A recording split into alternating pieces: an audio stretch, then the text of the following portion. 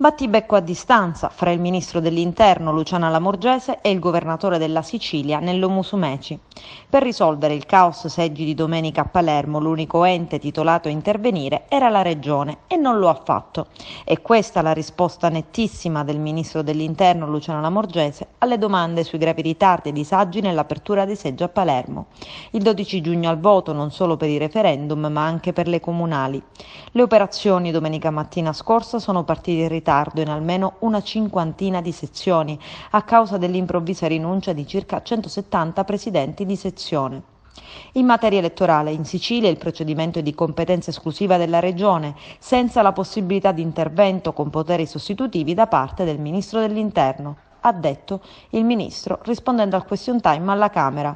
A stretto giro è intervenuto il governatore Musumeci. Dispiace contraddire il Ministro dell'Interno, ma la Regione siciliana, pur avendo competenza legislativa esclusiva in materia elettorale degli enti locali, non ha il potere di sostituirsi alle Corti d'Appello o ai Comuni per la surroga dei presidenti di seggio dimissionari, altrimenti lo avrebbe già fatto con immediatezza al sorgere delle prime defezioni. Nella ricostruzione del ministro, il Comune si era attivato venerdì per sostituire 170 presidenti rinunciatari, procedendo alle nuove designazioni interessando gli ordini degli avvocati e dei commercialisti.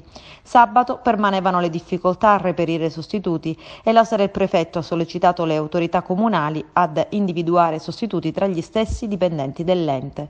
Domenica è stata anche indicata la possibilità di accorpare le sezioni elettorali per superare le criticità. La situazione si è più ristabilita alle 15 di domenica.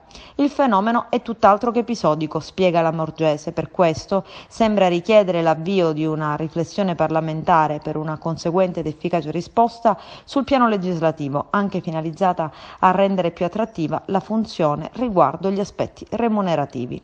A Palermo si è ipotizzato che la diserzione di tanti sia stata dettata anche dalla concomitante finale dei play-off, che proprio nella serata del 12 ha regalato ai rosanero il ritorno in Serie B.